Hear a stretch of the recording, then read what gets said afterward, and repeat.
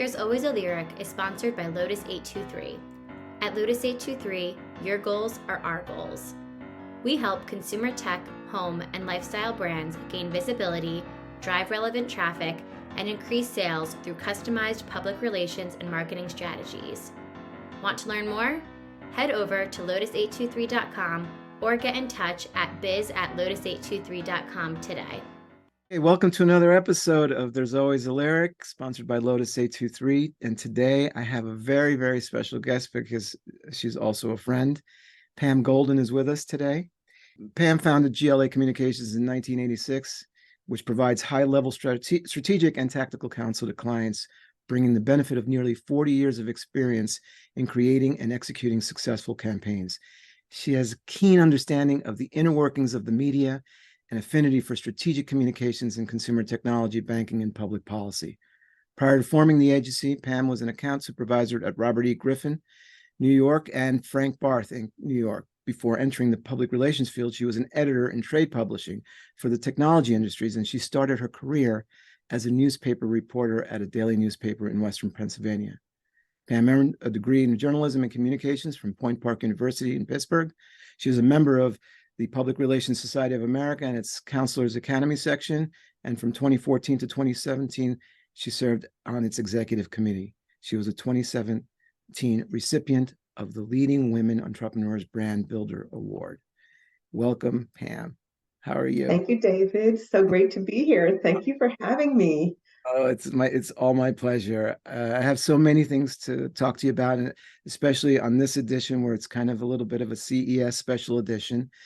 And I know you've got a lot of thoughts on that, a lot of experience, and a lot of knowledge. But I wanted to start where we are right now, and what led you to even take the path of being an agency owner and sort of becoming an entrepreneur and starting GLA Communications. I want to say I kind of fell into it. I really did. It wasn't like this thing I planned. It kind of just sort of happened. I was getting frustrated at one of the agencies, and I had brought in, I was very close friends with Frank McCann and Judy Fleming at RCA. And they said to me, you know what, you should go out on your own. And I'm like, really? Oh, okay, I can think about that. And so I did. That's kind of what happened. And they were RCA was my first client. They put their faith into me and said, oh, we know you can do this. I knew them from being a journalist, a trade journalist, and I'd become friends with them, and they just became my people who said, we know you could do this. You've got the capability, you've got the talent, and we want to help you do it. And so without them, it wouldn't have happened. Well, so you were in business. You had one client. I had one client. I was in business. What were those early days like? I mean, so you like kind of jumped in both feet and just said, okay, I'm going to go do this. Yeah. And I was lucky because my dad was a CPA and he had his own practice, and it was him and my mom. And I went to them and said I was going to do this. And there was no email. There were no laptops. There were no cell phones. It was a big desktop computer, fax machines, and a landline. Oh my God, that's right. Yeah, it's the 80s. It's 86. That's what we had for technology back then. And so my dad had an office, and it was a 3-room office. My mom was in the front. There was a center area that she had a computer in, and then my dad was in the back. And they had a table in there, and I just took over that table. So I shared space with my parents in the beginning. Well, that kind of dovetails into the next question a little bit about mentors, and it sounds like your parents were mentors as well. I mean, I'm sure you had others, but certainly it started there. Yeah, definitely. They were super supportive about it. And my daughter, she was born in 1989, and I was still sharing space with my parents. The first couple of months before she went to daycare, she came to the office with me. And so it was great because my mom got to help out. I'd get on a call and she'd help out. And that was super helpful because, back then, you couldn't take 3 months off or 4 months off if you're on your own business. That's unheard of. So you just had to make it work. And I've always been grateful to my parents for helping me get started and, and giving me the space and the support. That's so great. As you grew in your profession and in the space, were there other folks that that you can kind of point to or say, you know, I really got great advice from so and so, or this person was a good coach or mentor for me? Would there? Yeah, I think, I mentioned Frank and Judy, but, for kind of helping get that started. But, later on in the business, Scott Toussaint, who's my consulting chief financial officer, he's been a part by my side for the last like 15 years. Oh, wow. And I met him in 2005, I think. I don't make a financial decision without him. So he taught me how to read a P&L. He taught me how to create a budget. I didn't know any of that stuff. So, one of the things I've learned is you not just, we've always talked about this, David. You can't only be in the business, you have to be on the business. Absolutely. And stepping back and looking at it, and you have to know how to run the finances of your agency. So anyone who's running a company, whether you're a PR agency or a retail store, you need to understand the business side of it. And I didn't for a long time. You're very specialized. You've done a lot of work specifically in tech, period. Obviously, we've got the 800-pound gorilla staring at us in the face, CES 2024. It's unbelievable. It's only a few months away.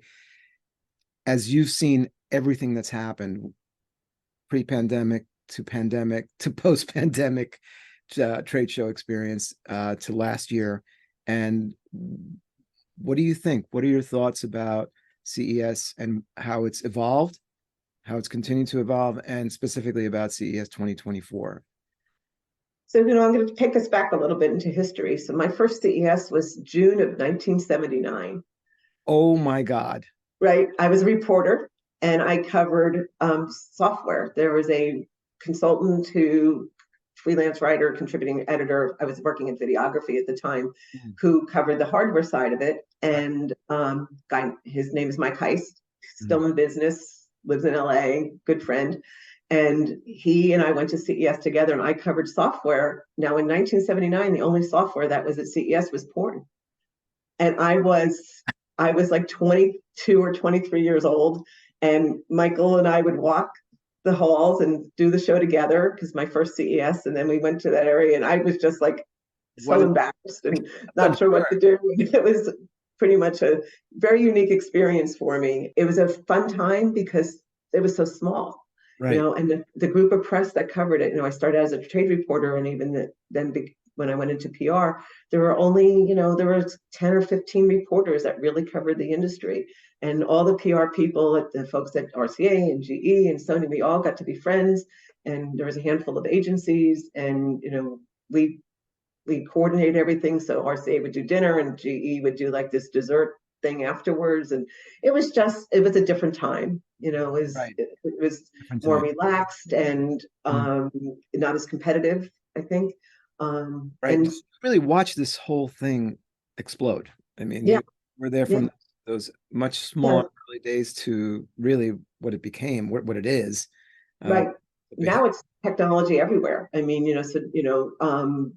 CES has technology ranging from still TVs, 4K TV and 8K TV that all launched at CES. I launched for RCA at CES DirecTV back in the day, and all sorts of other technologies that launched at the show. And now you look at CES, and it's really the biggest automotive show.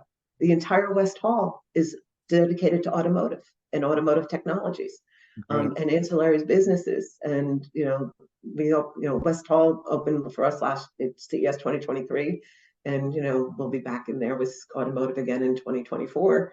But now you've got the content side, you've got artificial intelligence. If somebody asked me recently, what's your thought on AI? I mean, this is all new. I'm like, no, CTA and CES have been talking about artificial intelligence for years. Right. It's been integrated in so many products over the years. Not, Siri is artificial intelligence. Alexa is artificial intelligence. Right. People don't think of it that way. Now they're only thinking of it as Chat, GBT, or Bard, but it's been around for a really long time. So when you think about the history of the industry, it's evolved so much because technology touches everything from whether it's the computer, the phone, your refrigerator, your microwave, everything. And It's been an interesting journey. And, one of the things that's changed at CES as well is, it used to be very retail focused, Right. and it was really a show for retailers.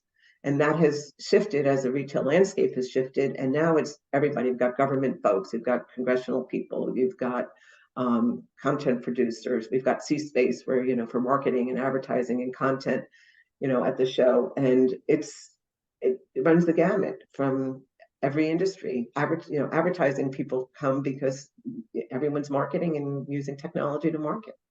With all of your experience, you have advice that you can give in terms of a new company that's coming into the space and they are going to exhibit at CES and they're expecting, this to be a big moment for visibility for them and hopefully gain traction and gain retail customers and all the things that a new brand is looking for. Do you have any thoughts from all the years that you've done this?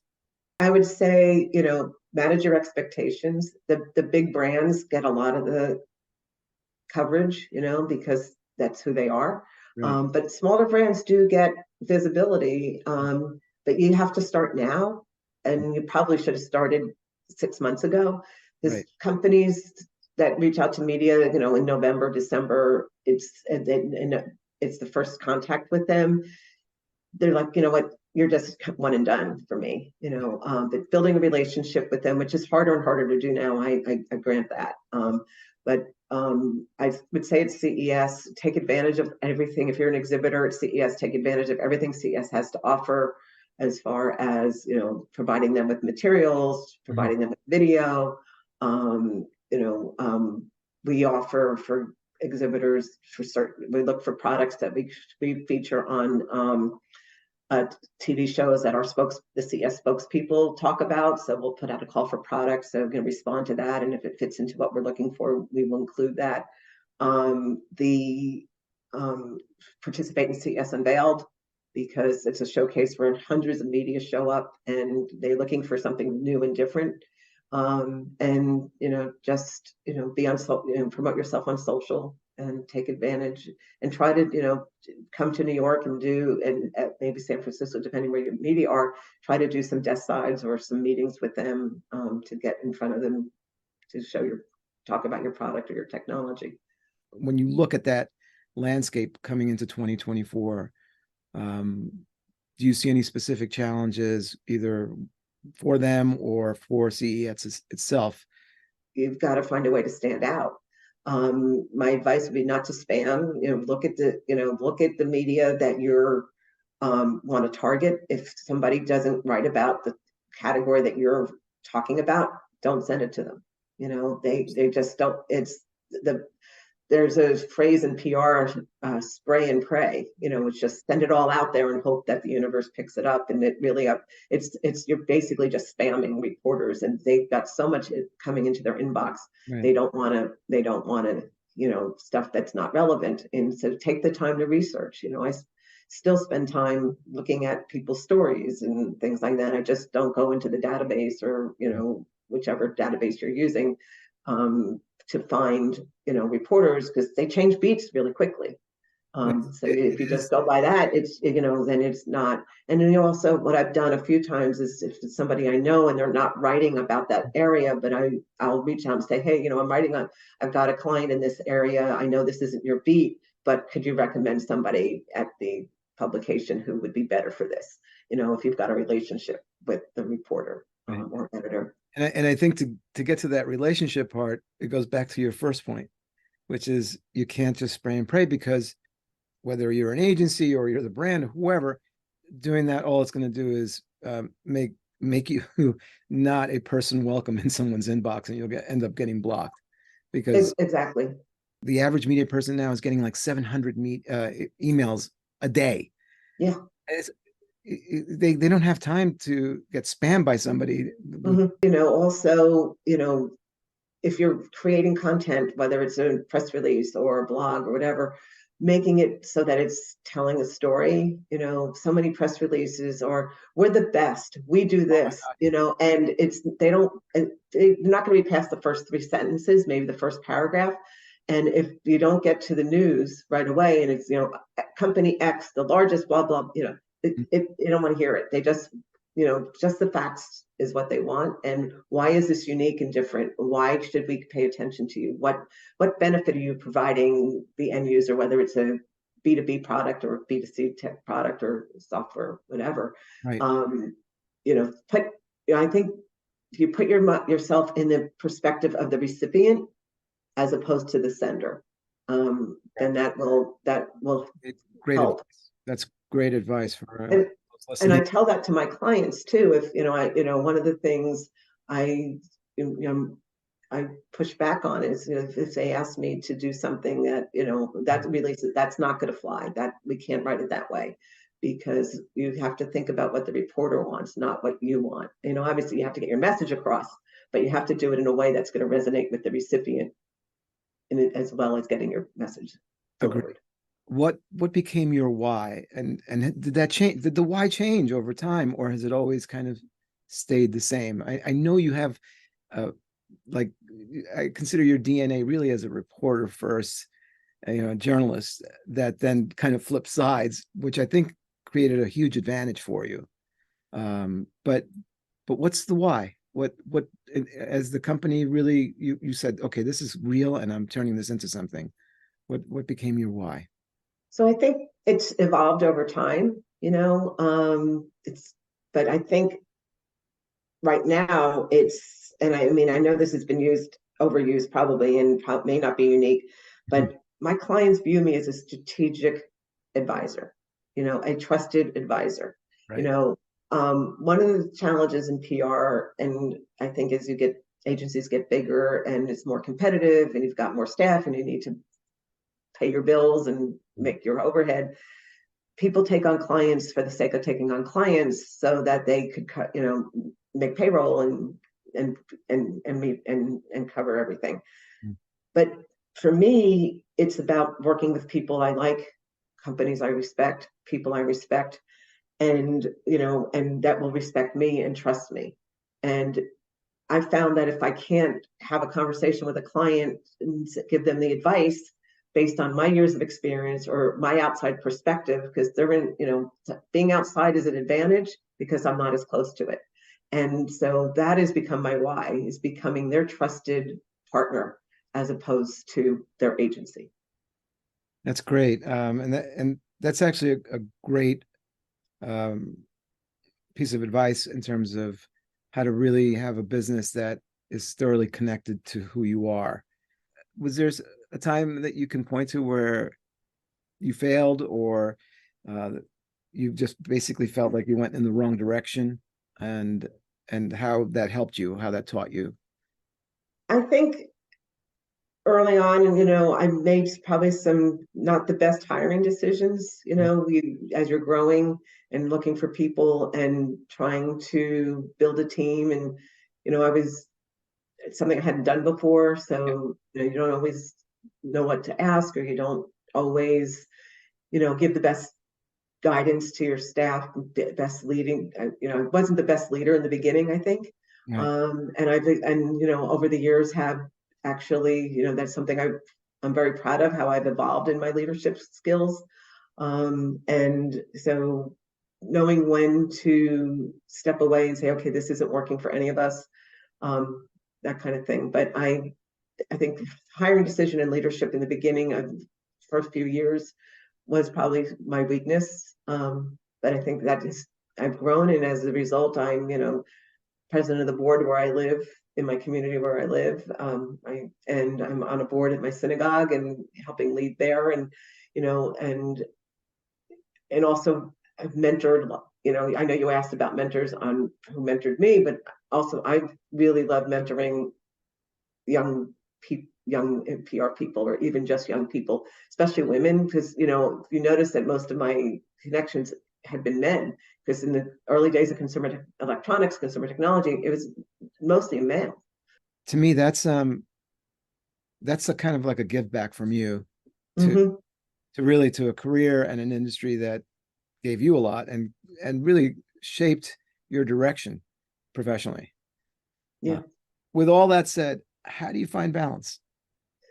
Where do I find balance? I play pickleball.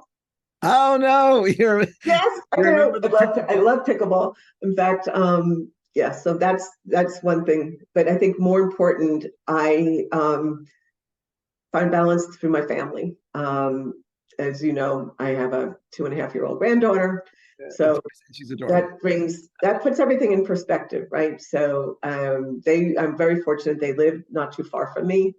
My daughter and son-in-law and my granddaughter and my grandpup, and can't leave him out. And I have made that a priority. So when they need help, I make myself available. I love that. I love being around my family and my friends, and that's where you rejuvenate there. That's where you energize is through those interactions. That's wonderful. And it's wonderful also to have family nearby that you can spend time with and watch your granddaughter grow up. I mean, those are all gifts, I'm sure.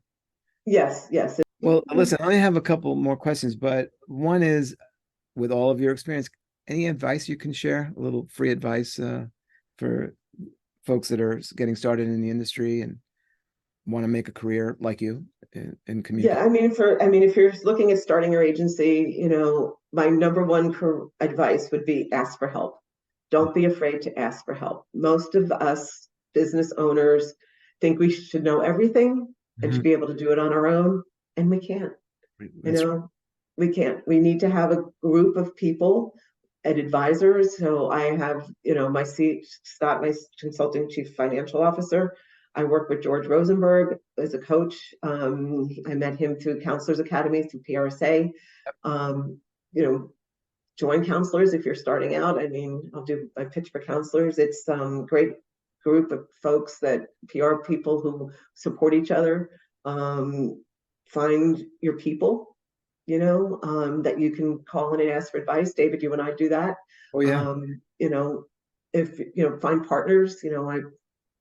I bring in if I get new business that I don't think I'm going to handle, or I not complete the expertise, I'll bring in another agency to partner with me, or consultants.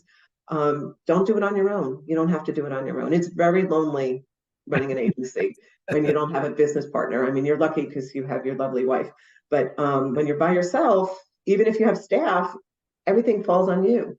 So you have to find the people who can help you navigate and provide advice, because otherwise you can't make all the decisions on your own. It's just too overwhelming.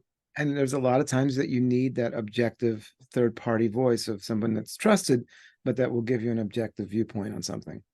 Right. Think about it this way. We're trusted counselors, advisors to our clients.